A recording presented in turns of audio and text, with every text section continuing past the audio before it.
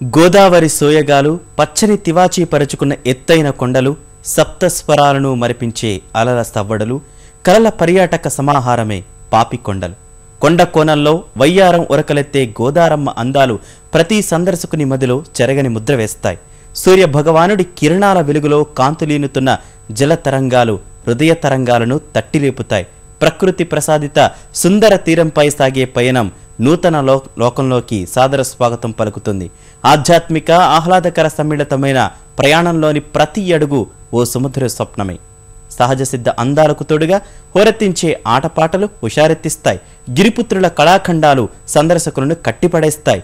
గోదారమ్మ పుష్కరాలకు సిద్ధమైన వేళ పాపికొండల విహార విశేషాలు ఇప్పుడు చూద్దాం.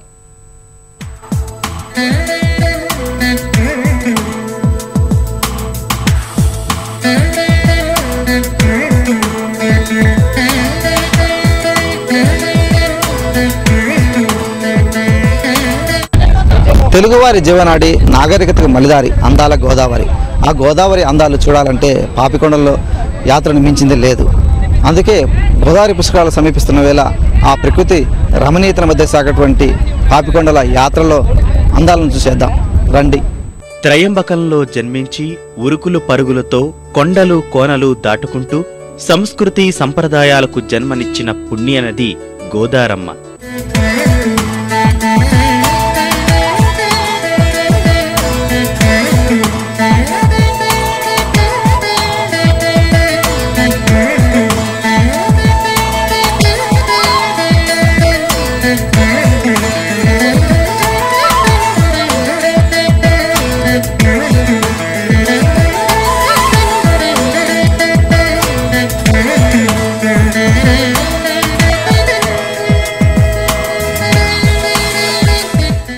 నాగరికతకు నడక నేర్పిన పుణ్యభూమి భారతదేశంలో తెలుగువారి కలల పంట గోదావరి. ఈ నదీ తీరంలో జన్మించటం ఓ మహాభాగ్యం. ఈ ప్రాంతవాసులకు తల్లిదండ్రులు జన్మనిస్తే జీవితాన్ని మాత్రం గోదావరే నిర్దేశిస్తోంది. చుట్టూ ఉన్న భూముల్ని సస్యశ్యామలం చేసిన, రైతుల భాగ్యరేఖను అదృష్టరేఖగా మార్చివేసిన, మత్స్యకారులకు గిరిజనులకు ఉపాధి కల్పించిన గోదారమ్మ గొప్పతనమే. పరివాహక ప్రాంతాన్ని ఆధీనంలో ఉంచుకుని అమ్మలా లాలిస్తుంది, నాన్నలా పాలిస్తుంది, గురువులా బోధిస్తుంది, దేవతలా ఆశీర్వదిస్తుంది. అలాంటి నది గొప్పతనాన్ని కళ్లకు కట్టేదే పాపికొండల యాత్ర.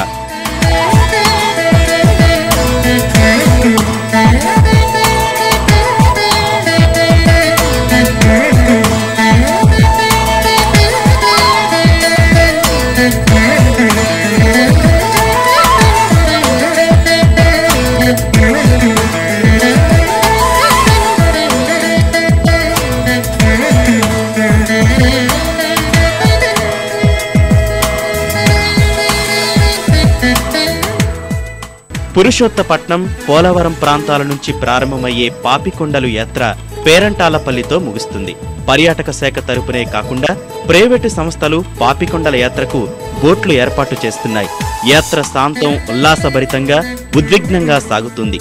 ఆహ్లాదకర వాతావరణంలో ఆధ్యాత్మిక ప్రదేశాలు కలుపుతూ ప్రయాణించటం మరచిపోలేని అనుభూతి.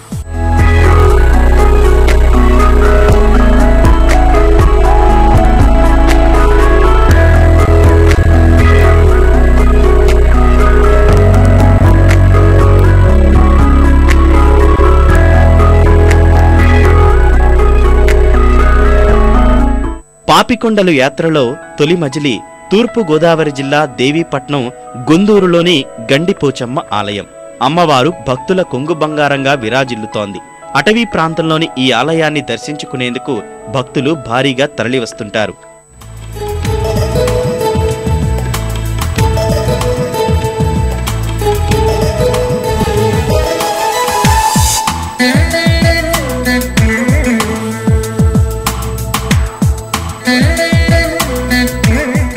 కేరళ వెళ్ళాము, అక్కడ తిరిగి ఇక్కడ తిరిగి అక్కడికన్నా నిజంగా ఈరోజు చెప్పలేని ఆనందం ఉన్నది. ఇంత పచ్చని కొండల మధ్య ఇంత చల్లని వాతావరణం మా స్నేహితులతో కలిపి ఈ విధంగా విహారయాత్ర కావడం చాలా చాలా ఆనందంగా అనిపించింది. ముందు జనరేషన్ కంపల్సరీగా చూడవలసింది. ముందు ఇది ఎలా ఉంటుందో కూడా ఎవరికి తెలియదు. చాలా హ్యాపీగా ఉంది, చాలా బాగుంది. యాక్చువల్గా ఫస్ట్లో అనుకున్నప్పుడు ఈ ట్రిప్ ఎలా ఉంటుంది ఏంటో అని చెప్పి అనిపించి, కానీ ఇప్పుడు చూస్తే చాలా థ్రిల్లింగ్ ఉంది. అసలు ఇక్కడే ఇటువంటి ప్లేస్ని అసలు చూసి వదిలి వెళ్ళాలని చాలా బాగుంది. గోదావరి జీవనది నిత్యం ప్రవాహం సాగుతూనే ఉంటుంది. అన్నదాతలకు వరప్రదాయినిగా మారింది ఈ నదీమాత. వరద సమయాల్లో సముద్రంలో కలిసే నీటిని సద్వినియోగం చేసుకునేందుకు పోలవరం ప్రాజెక్టు ప్రతిపాదిత ప్రాంతం కూడా సందర్శకులకు కనువిందు చేస్తుంది. ప్రకృతి సిద్ధంగా ఏర్పడిన కొండల మధ్య సాగే గోదావరి ప్రవాహానికి అడ్డుకట్ట వేసే జలాశయ ప్రాంతం ప్రతి ఒక్కరి మదిలో చెరగని గుర్తుగా ఉండిపోతోంది.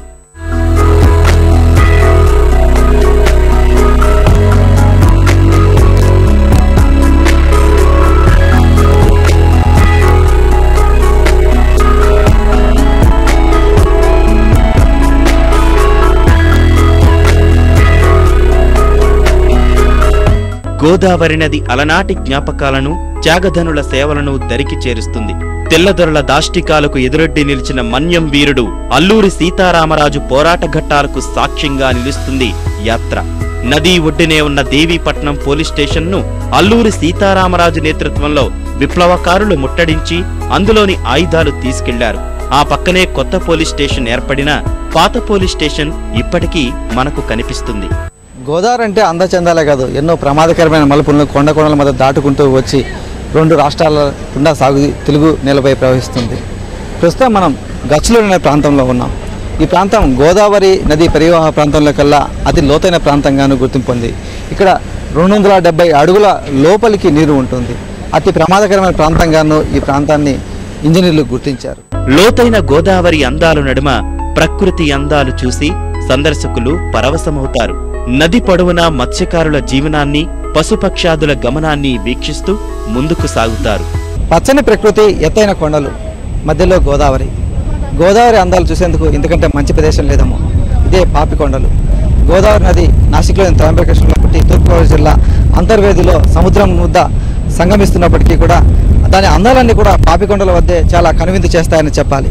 పాపికొండలకు ఈ పేరు రావడానికి కూడా ఆసక్తికరమైన కథ ఉంది.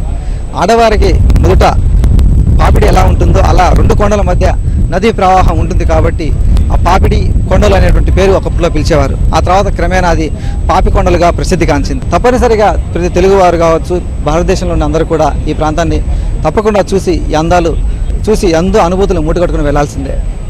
గోదావరి పడవ ప్రయాణంలో కీలక ఘట్టం పాపికొండలు. గోదావరి అసలైన అందం ఇక్కడే కనిపిస్తుంది. మరి ఎత్తైన కొండలు మనపైకి ఒరిగిపోతాయేమో అన్నట్లు అనిపిస్తుంది. కొండల మధ్య నుంచి గోదావరి వేగంగా ప్రవహిస్తుంటుంది. ఆ నీటి పరవళ్లకు ఎత్తైన కొండలు సైతం వంగి వంగి సలాం చేస్తున్నట్లు కనిపిస్తాయి. జనం కోసం సాగే నీ ప్రయాణంలో మమ్మల్ని తాకి జన్మ చరితార్థం చేయాలని స్వాగతం పలుకుతాయి. మరో లోకంలోకి తీసుకువెళ్లే ఈ అందాలు ఎన్నిసార్లు చూసినా తనివి తీరదనే సమాధానం వారి నుంచి వస్తుంది. 5 years గా నేను రాజమండ్రిలోనే ఉంటున్నాను, కానీ గోదావరి ఇంత బాగుంటుందని పాపికొండల జర్నీలోనే తెలిసింది. I'm really loving this journey. ఇలా టూర్కి రావడం మాకు చాలా సంతోషంగా ఉందండి. అసలు మేము ఎక్స్పెక్ట్ చేయలేదు ఇంత హ్యాపీగా, ఇంత గోదావరి మధ్యన అందరం కలిసి బాగా ఉంటామని. గోదావరి ఇంత ప్లెజెంట్ గా ఉంటుంది, చాలా ఎక్సైటింగ్ గా ఉంది. నిజం చెప్పాలంటే ఇలాంటి వెదర్ మామూలుగా అయితే చూడం కదా, చాలా బాగుంది గోదావరి. 4 గంటల పాటు సాగే ప్రయాణంలో ఎన్నెన్నో సుందరమైన దృశ్యాలు చూస్తాం. గోదావరి తెచ్చిపెట్టిన ఇసుక తెన్నెలు, నీటి తాకిడికి గురైన రాతిగుట్టలు, జల ప్రవాహ వేగానికి అందంగా కోసుకుపోయిన నది అంచులు చూసేందుకు సరికొత్తగా కనిపిస్తాయి. బోటు అంచున కూర్చుని గోదావరి నీటి స్పర్శను ఆస్వాదించటం ఒళ్ళు మైమరిపించే అనుభూతి. భారీ ఆకారంలో ఉండే కొండలు ఆకాశాన్ని తాకుతున్నట్లుగా కనిపిస్తాయి. వాటి దగ్గరకు వెళ్లేసరికి అక్కడి పచ్చని చెట్లు మన నేస్తాలుగా మారిపోయి ప్రకృతి ప్రేమికులుగా మార్చివేస్తాయి. గోదావరి ప్రవాహానికి ఎదురేగుతూ నీటిని చీల్చుకుంటూ బోటు ముందుకు సాగుతుంది. బోటు ప్రయాణాన్ని మరింత ఆనందమయం చేసేందుకు నిర్వాహకులు ప్రత్యేక ఏర్పాట్లు చేస్తారు. వినోద కార్యక్రమాలు ఏర్పాటు చేయటం, అందులో పర్యాటకుల్ని భాగం చేయటం ద్వారా సరికొత్త అనుభవాల్ని కలిగిస్తాయి. వయసుతో సంబంధం లేకుండా, ప్రాంతాలతో పట్టింపు లేకుండా అంతా కలిసి ఆడిపాడతారు. బోటులోని పెద్ద జంటకు వివాహ అనుభూతుల్ని మరోసారి గుర్తు చేస్తారు. రావడం చాలా ఆనందంగా ఉంది నాకు, కానీ మళ్ళీ మళ్ళీ రావాలనిపిస్తుంది. ఇలా ప్రయాణించడం కన్నా దీని మీద ఎంటర్టైన్మెంట్ చాలా ఆనందంగా కలిగిస్తుంది. చాలా ఆనందంగా ఉందండి.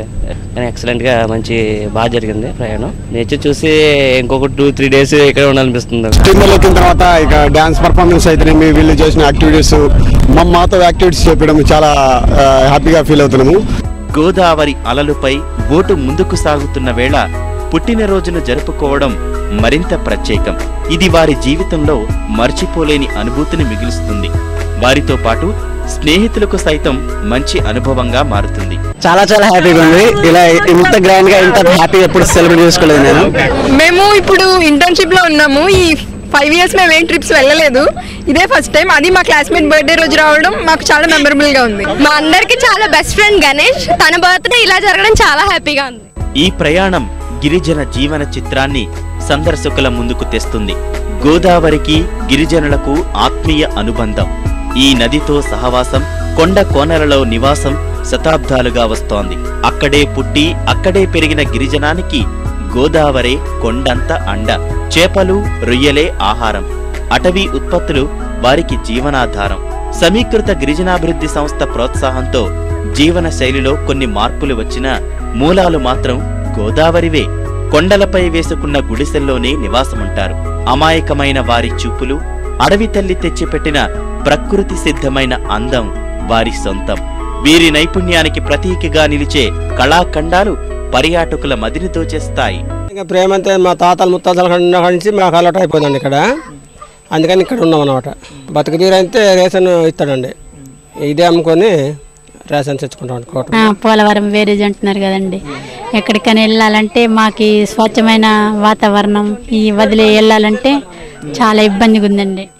భానుడి లేలేత కిరణాలు నదీ జలాలను తాకినప్పుడు గోదావరి అందం మరింతగా పెరిగిపోతుంది. మహారాజెవరో వజ్రాలన్నీ నీటిపైకి తెచ్చిపోసారా అన్న అనుభూతి కలుగుతుంది. ఉదయం సాయంత్రం వేళల్లో ఇలాంటి దృశ్యాలు గోదావరి వాసులకు, పర్యాటకులకు కనువిందు చేస్తుంటాయి.